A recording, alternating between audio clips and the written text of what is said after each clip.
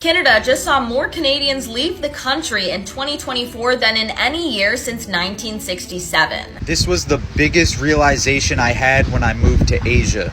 We were bred to be absolute fucking slaves. Canada just saw more Canadians leave the country in 2024 than in any year since 1967. That's right, over 106,000 people emigrated from Canada last year, with Ontario accounting for nearly half of all departures. Meanwhile, immigration to Canada has also hit a new record, with over 483,000 people immigrating to Canada last year, making it the biggest year for immigration in Canada's recorded history. So basically what we're seeing is a lot of people leaving the country, leaving for overseas cheaper opportunities, taking that Canadian dollar and moving it overseas to places like Vietnam, Thailand, Malaysia, Philippines, Brazil even. On the flip side, we got a lot of people still moving to Canada because they see the opportunities. But chances are it's still as it always was, to where we get people from third world countries moving in to make that Canadian dollar, to build Canadian citizenship. But I guarantee you, bro, if they come in here, they ain't staying here forever. Because when that inflation hit them, once they realize this is the matrix, hey, I promise you, they're going to say sayonara to the country. They're going to leave again. Digital nomads are currently on the rise. The numbers are growing on an annual basis. More people going to be leaving the country, heading off to different countries to see how far the dollar could stretch. Same thing with Americans. You see what I'm saying? We tapping into this right now. We seeing where we're going to be in about maybe 5 years or so. But you got to ask yourself a question. By 2030, do you think that the cost of living in Canada will be higher or lower? If you think it's going to be higher, get your passport and start getting ready to go overseas. Let's get it. This was the biggest realization I had when I moved to Asia. We were bred to be absolute fucking slaves. Everything you do is in the best interest of massive corporations and the government's control over you. You're sold on a consumeristic ideology that you need the bigger house, the fastest car, and the flashiest bust down. The Federal Reserve is in fact the biggest scam in human history. And you're told that happiness is only attainable if it's bought. People out here don't have shit, but they're happier than you will ever be. You literally have the option to be here right now, but instead you fell for the trap to sit in a cubicle thinking that one day that will allow you to get here. It's the most genius trap to make the wealthy wealthier and the poorer poorer. As soon as we stop participating in this fucking rat race, watch how the elites shit their pants when the cash flow stops. Hey, yo, I said it before and I'm going to say it again. The best way to beat the matrix is to never feel inflation. How do we do that? We take our Canadian dollar, our US dollar, and we head overseas. He has the right idea. He over there in the Philippines or Southeast Asia, wherever he's at, living like a king. Why? Because he realized that the US is the matrix. The US is a scam. It's built on a consumerism, capitalistic type frame of mind that got you programmed every single day, waking up, clocking into a job that you hate. You see what I'm saying? With that being said, we got to look at solutions. We got to look towards the future. We got to see, okay, where we going to be in about maybe 5 years from now? What are the things that we want to be doing? Do we want to be investing? Do we want to be saving more money? Do we want to have assets? How you going to do that when you live in paycheck to paychecks, bro?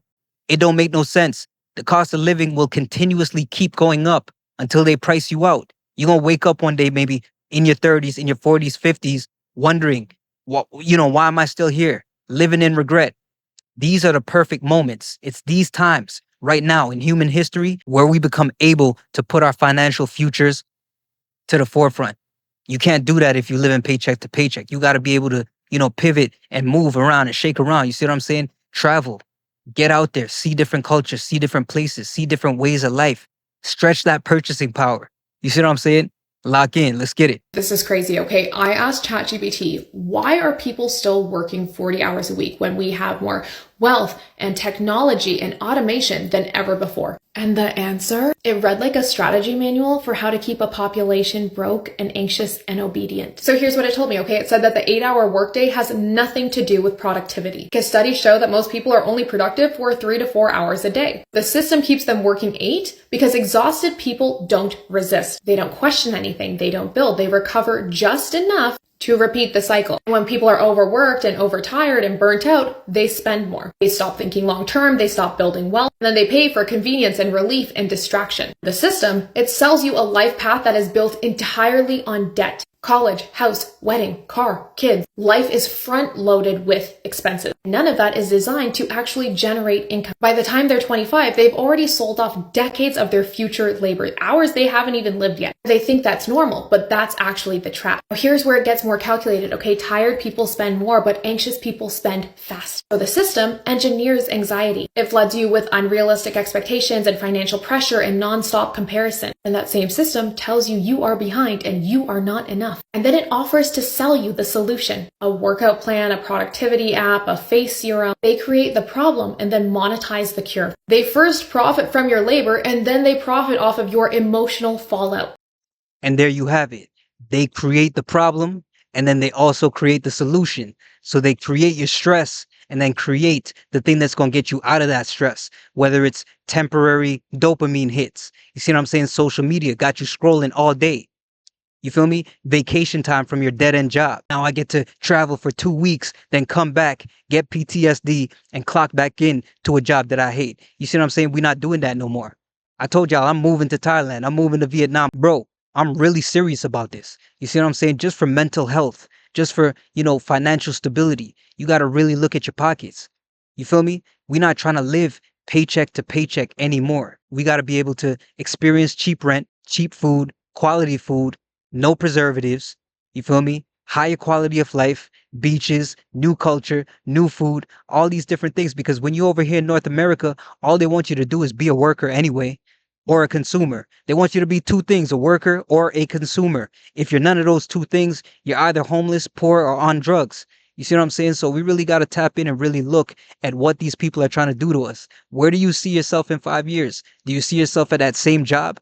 Or do you see yourself continuously trying to save money, trying to get that car, trying to aim for more payments? Do you really want to stack up more payments on your life right now? Hey, we got to be really serious about this shit. You see what I'm saying? With that being said, it's your boy Plug World. I'm going to catch y'all in the next one.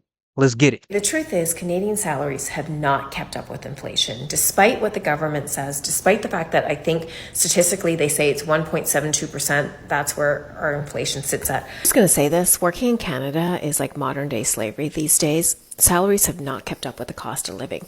We see everything skyrocketing between housing, insurance, groceries, everything.